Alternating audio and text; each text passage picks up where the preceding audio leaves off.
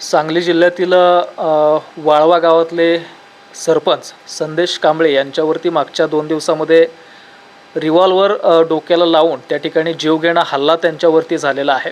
नेमकं हे प्रकरण काय आहे किंवा कोणी ते रिव्हॉल्वर त्यांच्यावरती धरले किंवा त्यांच्यावरती हल्ल्याचा प्रयत्न कोणी केला, या सगळ्या संदर्भात आज बोलण्यासाठी स्वतः संदेश कांबळे आपल्यासोबत आहेत. सरपंच साहेब, तुमच्यावरती 2 दिवसापाठीमागं हल्ला झाला, म्हणजे रिव्हॉल्वर धरली अशी सगळीकडे चर्चा आहे.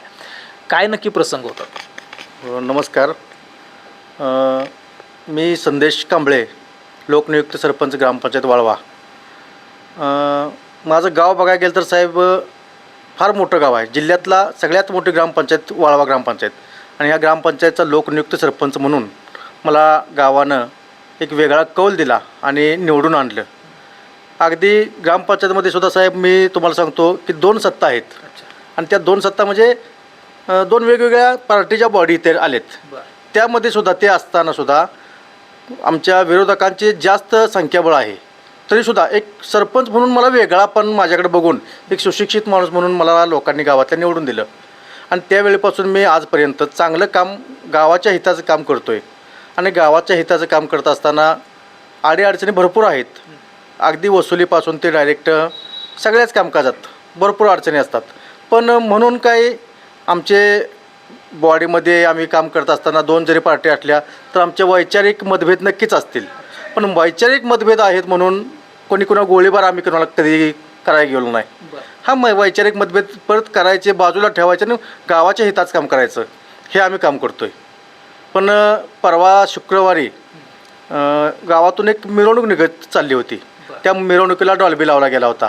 त्या डॉल्बीला एक तर वाळव्यात आमच्या परमिशन नाही. आमच्या वाळवा ग्रामपंचायतनं आणि ग्रामच्या संपूर्ण गावानं, सुज्ञ नागरिकांनी सगळ्यांनी मिळून आम्ही काय केलं की डॉल्बी बंदीचा ग्रामसभेत ठराव केला आहे. आणि तो ठराव केल्यामुळं काय झालं, त्या लोकांनी पण मला त्यावेळी फोन केले की कर्कश आवाज येतो आहे, डॉल्बी सरपंच तुम्ही बंद केला पाहिजे. मग मी शेवट कुणाकडे जाणार? मी काय डायरेक्ट त्या माणसाला जाऊन सांगू शकत नाही की डॉल्बी बंद कर म्हणून. ज्याने डॉल्बी लावला तो गुंड प्रवृत्तीचा माणूस होता, त्यामुळे त्याच्याकडे जाण्यात काय अर्थ नाही. म्हणून मी काय केलं, पोलिसांना फोन केला, 112ला फोन केला, पोलीस स्टेशनला प्रत्येक अधिकाऱ्याला फोन केला. डॉल्बी कुणी लावला होता? डॉल्बी आता जो विद्याजित राजे उर्फ संदीप दीपक धनवडे या व्यक्तीने ते डॉल्बी लावला होता. तशी कोणती आमच्याकडून त्यांनी परमिशन पण नेलेली नाही ग्रामपंचायतची. ग्रामपंचायतनं परमिशन दिल्याशिवाय पोलीस स्टेशन पण परमिशन देत नाही. मग परमिशनच दिली नसेल तरी पण तुम्ही डॉल्बी लावताय. दुसरी मग हे आरेरावी नाही का, किंवा गुणगुरीचं हे नाही का, हे वर्तन नाही का, असं मला म्हणायचं आहे. मग हे जर त्यांनी करत असतील तर गावातल्या लोकांनी, वाळव्यात पोलीस पाटील नसल्यामुळं सरपंचांना सांगणं त्यांचं कर्तव्य असतं म्हणून ते सांगतात.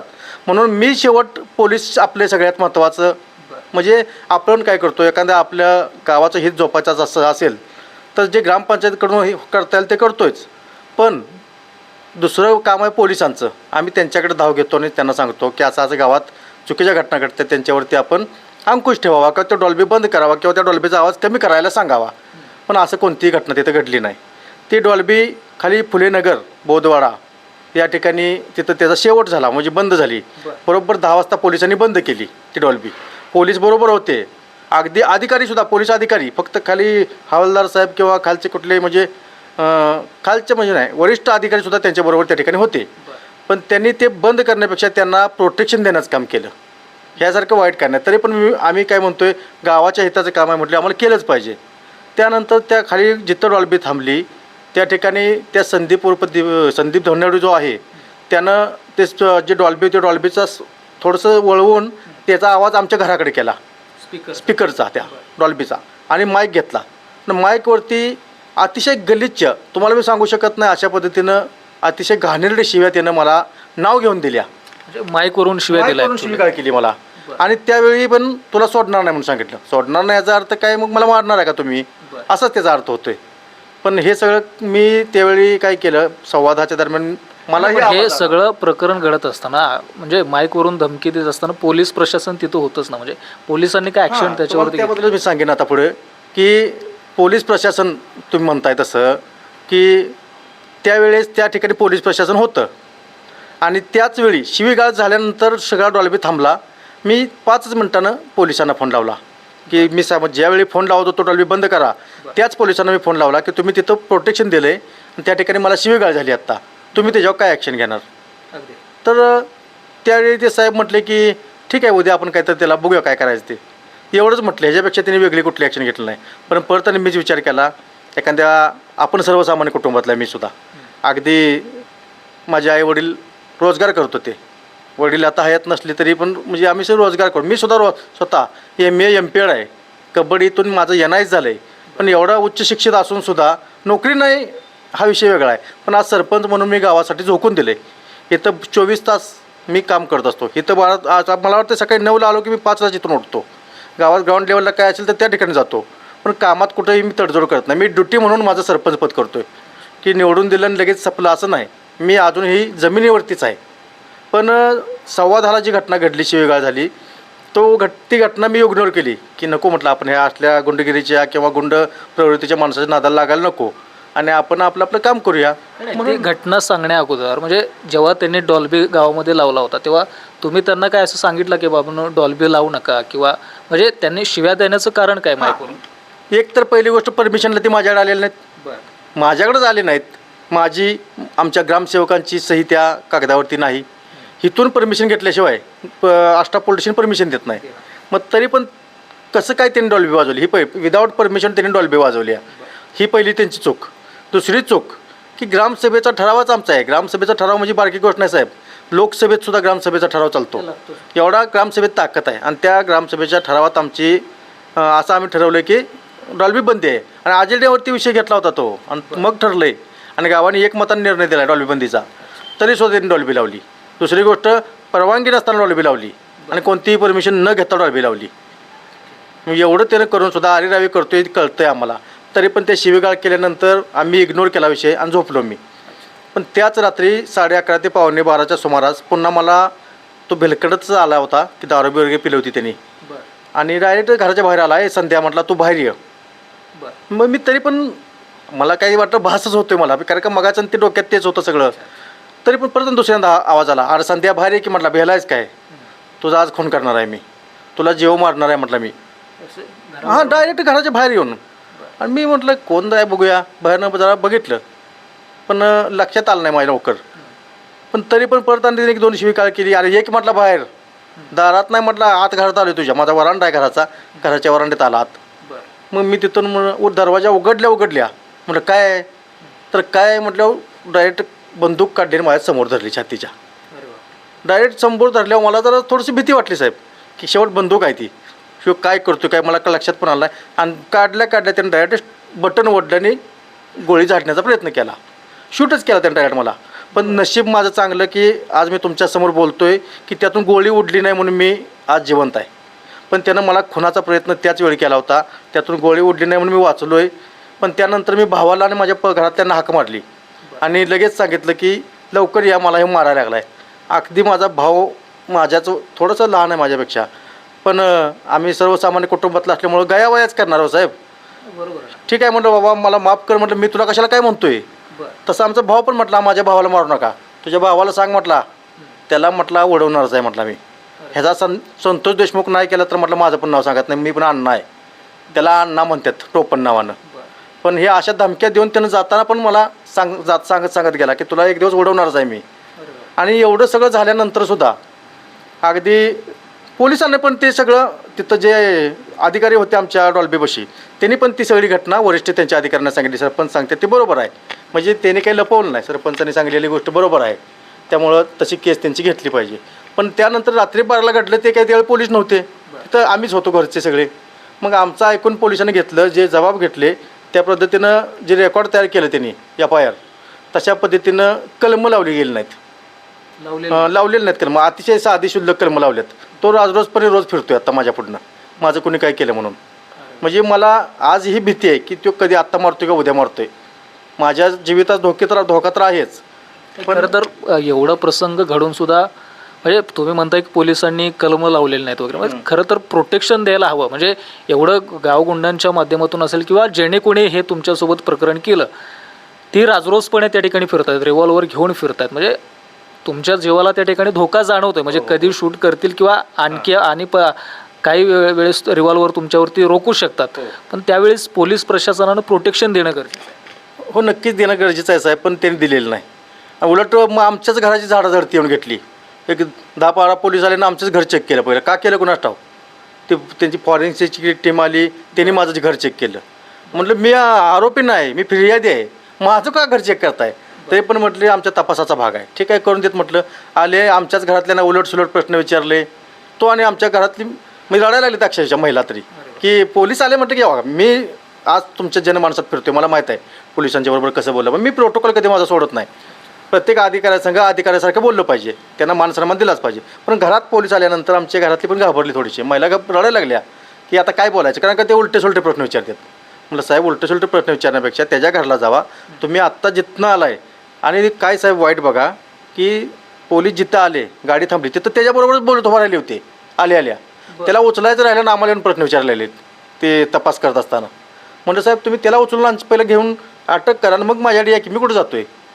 एवढं करून सुद्धा त्याला काही अटक झालं नाही. 2 दिवस चर्चेला बोलवला. तर त्यामध्ये 109 हे कलम, पूर्वीचं 307 काही तर नाव होतं त्याला, आज 109 त्याला कलम नाव आलं आहे. आणि 452 घरात येऊन मारहाण करणे किंवा खून करणे असं खुनाचा प्रयत्न करणे असं त्या घटनेचं हे आहे कलम आहेत. ती कलमं पोलिसांनी लावायला पाहिजे होती, पण आज पण पोलीस लावायला तयार नाहीत. म्हणून मी काय केलं आहे, मी आत्मधनाचा इशारा दिला आहे. आता एवढं सगळं करत असताना कोणताही मी कुणालाही सांगितलेलं नाही माझ्या गावात की माझं गाव बंद ठेवा. पण माझ्यावरती हा भ्याड जो हल्ला झाला आहे त्या अतिशय म्हणतोय की त्याला आपण भोरट्या गावगुंडानंच केला आहे. आणि सगळं गाव माझ्या पाठीशी आहे.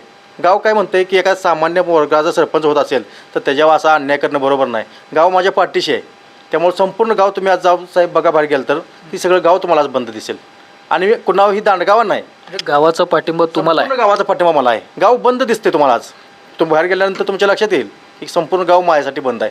का तर सामान्य कुटुंबातला पोरगा आहे आणि तो आपल्या गावासाठी काहीतरी करतोय. अशी चांगली कामं साहेब मी म्हणण्यापेक्षा गावच तुम्हाला सांगेल की मी चांगली कामं करतोय की नाही. म्हणूनच आज या पदावरती बसलो. मला एक दुसरा प्रश्न विचारायचा आहे. म्हणजे इथपर्यंत हे प्रकरण जाईपर्यंत म्हणजे तुमच्यावरती अक्षरशः बंदुकीनं हल्ला करण्यापर्यंत इतकं म्हणजे तुमच्या दोघांमध्ये असं काय घडलं आहे का. आता जे धनवडेंचं तुम्ही नाव घेताय ते खरं तर तुमचे राजकीय प्रतिस्पर्धीसुद्धा आहेत. म्हणजे अनेक वेळा तुम्ही म्हणजे ग्रामपंचायत वगैरे असेल तर त्यांच्या विरोधात त्या ठिकाणी तुम्ही लढवलेली आहे. म्हणजे हा राजकीय राग आहे का, ह्याच्या मागं आणखी काय का. नाही राजकीयच राग आहे. पण राजकीय म्हणजे कसं मला ते म्हणजे आमचे हुतात्मा गटाचे पारंपरिक प्रतिस्पर्धी म्हटलं तर त्यांना काही हरकत नाही. कारण का प्रत्येक वेळी आम्ही आमच्याकडं एखादा सामान्य माणूसच उभा करतो, त्यांच्याकडनं मात्र त्यांच्या संदीप धनवडेच्या कुटुंबातलाच कोणतरी माणूस उभा असतो. असं प्रत्येक वेळी होत गेले. मागच्या वेळी पण माझी मिसेस त्या ठिकाणी सदस्य होती ग्रामपंचायतला निवडून, त्यावेळी त्याची चुलती उभा होती. पण त्यावेळी आमचाच विजय झाला चांगल्या मतानं. कारण का आम्ही चांगली लोक आहे, सर्वसामान्य घरातले म्हणून आम्हाला लोक साथ देतात. सर्वसामान्य लोक नक्कीच साथ देतात आणि ते आमच्या पाठीशी उभा राहतात. चांगल्या विचाराचे लोक आहेत वाळव्यात. पण त्याचप्रमाणे परवा पण आमची ग्रामपंचायतची जी सरपंच पदाची जी निवडणूक होती त्यामध्ये गावात 10 सदस्य विरोधी पक्षाचे निवडून आलेत आणि 7 सदस्य हुतात्मा गटाचे निवडून आलेत. पण हे सगळं असताना सुद्धा एक वेगळं पॅटर्न, आता 10 म्हटल्यावर त्यांच्या बाजूने सरपंच पण व्हायला पाहिजे होता, पण त्यांना सोडून सरपंचाला वेगळा कौल देण्याचं काम गावानं केलं आणि त्यामुळे मी निवडून आलो आहे. आणि हे करताना पण हे निवडून आल्यानंतर पण लोकांनी विचार केला हे पोरगं चांगलं आहे, एवढंच लोकांचं त्यात मत आहे म्हणून मला खरं तर आता तुम्ही प्रामाणिकपणे काम करताय. मात्र ह्या गावगुंडांच्या समोर असेल किंवा या धनदांडग्यांच्या समोर म्हणजे एक संदेश कांबळे या ठिकाणी हातबल झालेत का. म्हणजे काय कसं आहे साहेब, एक तर मी नक्कीच सांगेन तुम्हाला, गावातले राजकीय हेतून काम करणारे लोक आहेत किंवा राजकारण म्हणून बघणारे लोक आहेत, ह्यात अजिबात सहभागी कोण नाहीत. कोणाच्याच पार्टीचे. माझ्या अन्याय झाला मी लढतोय आणि तो काय करतोय, तो गुंडच आहे. पोलीस स्टेशन त्याच्या ताब्यात आहे असं मला वाटतंय. पोलिसांना मी उघड बोलतोय, तुम्ही का त्याला घाबरताय. जे लावाय पाहिजे ते कलम लावा ना. अगदी SP साहेबांची मी भेट घेऊन आलो आहे. म्हटलं साहेब तुम्ही मॅडम सांगा त्यांना की अशी कलमं लागली पाहिजेत. मॅडमसुद्धा म्हटल्या तुम्ही सरळ लिहिलं यात की बाबा त्याच्यावरती बंदूक रोखून फायर झाली. हा तपास कुणाकडे ॲक्च्युली. तपास आता आष्ट्याचे पोलीस शितोळे साहेब आहेत त्यांच्याकडे आहे. त्यांचं काय म्हणणं आहे. ते काहीच सांगत नाहीत. ते म्हणतात तुम्ही आमच्या वरिष्ठांना सांगा, मी तुमची तक्रार घेऊ शकत नाही. मग आता मी कुणाकडे जायचं म्हणतो साहेब, मी न्याय कुणाकडे मागायचं सांगा. मी काम चांगलं करतोय गावात म्हणून जर माझ्यावर गोळीबार होत असेल तर मी न्याय कुणाकडे मागायचा. सामान्य माणूस कुणाकडे जातो. सगळ्यात मोठा पोलिसांच्याकडे गेलं पाहिजे. आणि पोलिसच जर हात काढून घेत असतील तर मग आपण सामान्य माणसानं सरपंचावर जर अटॅक होत असेल आणि सरपंचावर अटॅक झाल्यानंतर जर पोलीस न्याय देत नसतील किंवा ही वागणूक देत असतील मला, त्या दिवशी पण सकाळी 12 वाजता गेलो मी केस घ्या म्हणून, रात्री 12 वाजता केस घेतली, म्हणजे 12 तास मला बसवून घेतलं. मग जर माझ्या बाबतीत किंवा वाळव्याच्या सरपंचाच्या बाबतीत जर असं होत असेल तर सामान्य माणसानं कुणाकडे न्याय मागायचा आणि कसा मागायचा तेवढं सांगावं.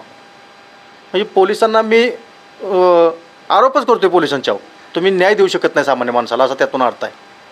नाही, खरं तर ह्यामध्ये एक सामाजिक दडपण कुठंतरी दिसतंय का? म्हणजे तुम्ही ज्या समाजातून येता, अगदी म्हणजे गावाच्या उच्चस्तरीय त्या ठिकाणी तुम्ही आहे, म्हणजे प्रथम नागरिक आहे गावचे, एक सामाजिक भाग म्हणून या गोष्टीच्या माध्यमातून तुम्हाला दाबण्याचा प्रयत्न होतोय का? किंवा काम करत असताना तशी काही तुम्हाला त्या ठिकाणी जाणीव होते का कधी?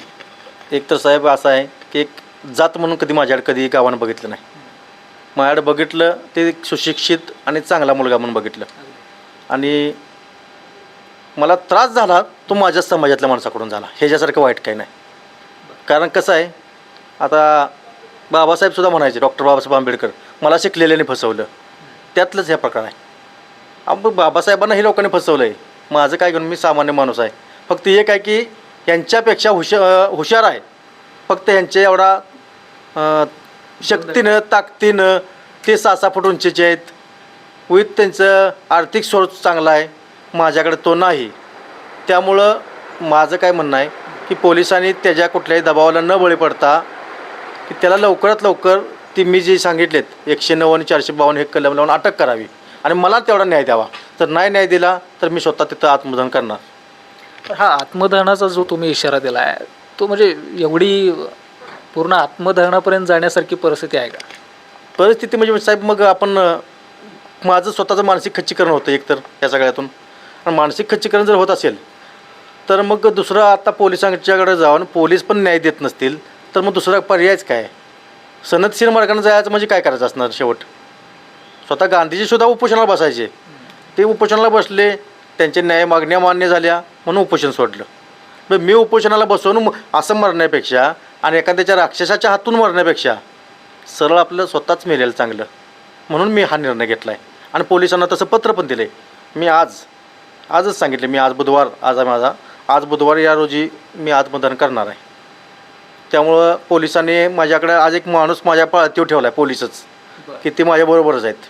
मला साहेब तुम्ही कशाला माझ्या मागण्या फिरताय? मला जे करायचं ते मी करणार आहे आणि वाळव्यात नाही करणार, तिथे येऊन करणार आहे. त्यामुळं माझ्याच तुम्ही संगती येऊ नका. वाटलं माझी ग्रामपंचायत असेल, माझ्या घरी या, तुम्ही चहा पाणी करू, जेवण करू, पण बाकीचं असं काही नको. म्हणून मी त्याला माझ्या ह्यात कुठंही तडजोड नसणार आहे आणि माघार घेणार नाही. आणि ह्यात कुठला आणखी एक विषय साहेब, राजकीय हेतू नाही. माझ्यावर अन्याय झाला आहे आणि पुढच्याने केला आहे, समोरासमोर फेस टू फेस आम्ही लढतो आहे. त्यामुळं आमच्या दोघांच्या व्यतिरिक्त पण कुणाचाच यात हात नाही. ह्या पद्धतीचा प्रकार पुन्हा एकदा घडण्याची शक्यता वाटते का तुम्हाला? जीविताला आता मला ह्या 4 दिवसात काय झाले, मी बाहेर पडलो की पहिल्यांदा भीती वाटायला सुरुवात होती की आता इथून कुठे येतोय काय, तो काय मग ड्रिंक केलेला असतो माणूस, त्यामुळं कधी माझ्यावर काय अटॅक करेल किंवा कुठून गोळीबार करेल किंवा काय सहज येऊन मारेल काय सांगता येत नाही. कधी गाडी अंगावर घालणार का काय करणार, मला भीती आहे का? तर 100% भीती आहे. आणि 100% त्या भीतीला हे करूनच मी घरातून रात्री घरला जातो, सकाळी लवकर बाहेर पडून ग्रामपंचायतमध्ये येतो.